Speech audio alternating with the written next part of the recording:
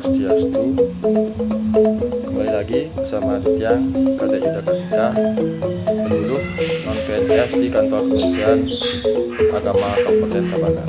Pada kesempatan hari ini, Tiang akan menyampaikan sebuah ulasan tentang pengertian catur prusada.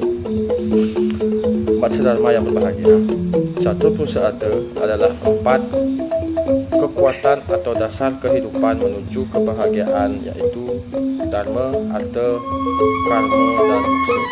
Urutan-urutan ini merupakan tahapan-tahapan yang tidak boleh ditukar balik karena mengandung keyakinan bahwa tiada artha yang diperoleh tanpa melakukan dharma, tiada karma yang diperoleh tanpa melakukan artha, dan tiada moksa yang bisa dicapai tanpa melalui dharma, artha, dan karma. Bagian-bagian dari catur prusada. Yang pertama, dharma. Dharma sebagai dasar utama mempunyai pengertian yang sangat luas. Dharma dapat diartikan sebagai mematuhi semua ajaran-ajaran agama Hindu dari pikiran, perkataan, dan perbuatan sehari-hari. Dharma juga diartikan sebagai memenuhi kewajiban sesuai dengan profesi atau pekerjaan dan tanggung jawab masing-masing. Misalnya, dalam Menawa Dharma Sastra buku 3, Trityo Dhyaya, diatur tentang kewajiban seorang suami dan kewajiban seorang istri dalam membina rumah tangga, di mana antara lain dinyatakan bahwa seorang suami berkewajiban mencari nafkah bagi kehidupan keluarganya, sedangkan seorang istri berkewajiban mengatur rumah tangga, seperti merawat anak suami, menyiapkan upacara, dan lain-lain. Dalam kaitan implementasi profesi dan tanggung jawab, sering digunakan istilah swadharma, sehingga swadharma manusia berbeda-beda menurut tugas pokoknya. Misalnya, swadharma seorang dokter adalah merawat pasien sebaik-baiknya. Swadharma seorang klinis adalah menjaga kebersihan dan kerapian ruangan. Jadi, melaksanakan dharma itulah yang utama. Setelah melaksanakan dharma dengan baik, maka Sang Yang Widi akan melimpahkan berkatnya berupa harta. Selanjutnya, artha adalah sesuatu yang bernilai material yang dapat digunakan untuk memenuhi kebutuhan hidup manusia secara fisik. Artha dapat diperoleh secara langsung maupun tidak langsung. Artha yang diperoleh secara langsung, misalnya seseorang yang swadharmanya sebagai petani memelihara lembu, maka ia akan menikmati susu lembu itu. Artha yang diperoleh secara tidak langsung, misalnya seorang ayah yang tekun mendidik anaknya sejak kecil dengan baik, sehingga di kemudian hari anaknya menjadi tokoh yang kaya dan terhormat, maka anaknya dapat merawat kehidupan ayahnya di masa tua dengan baik dan berkecukupan.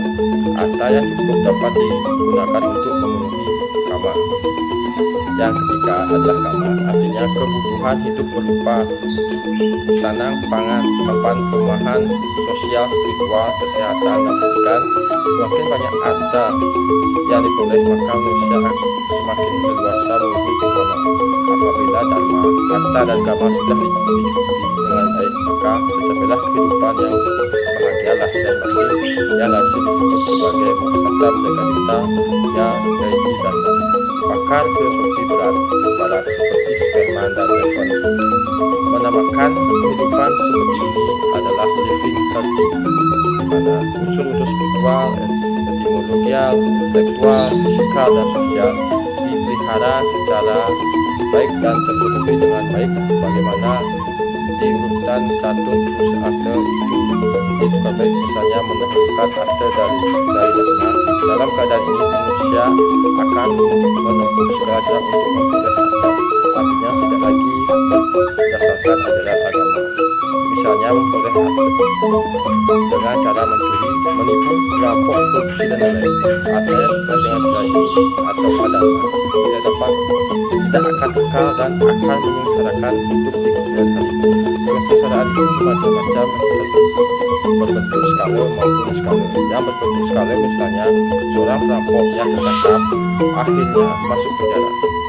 Kesengsaraan skala misalnya seseorang koruptor karena kepandaiannya berkelompok dan berkuasa, mungkin saja ia terhindar dari hukuman duniawi, tetapi kelak rohnya akan mengalami siksaan karena menerima hukuman tidak sang Yahudi, atau paling tidak batinnya tidak tenang karena merasa dosa.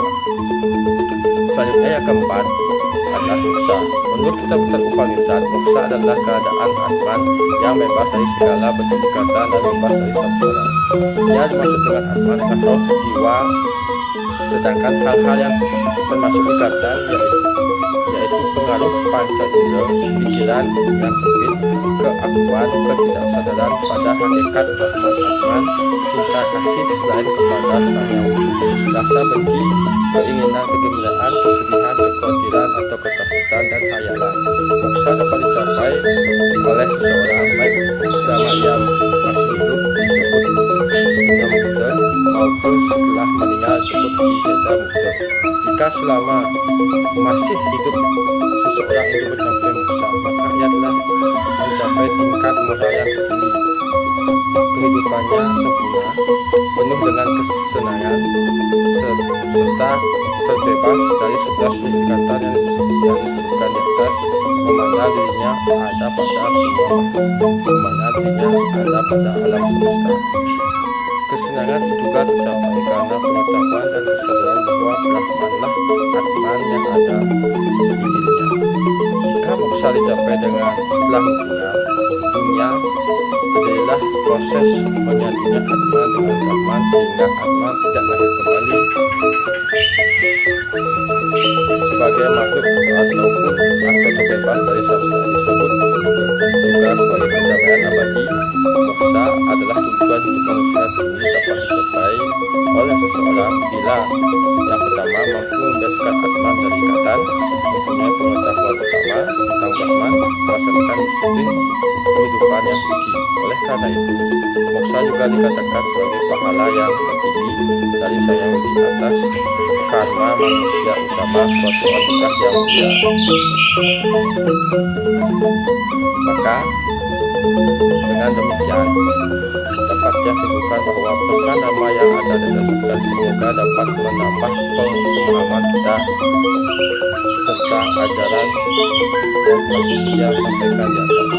Semoga ada Sang Widi melimpahkan segala wajah-wajahnya akhir kata yang untuk pengaruh pada masa tersebut. Om Santi Santi.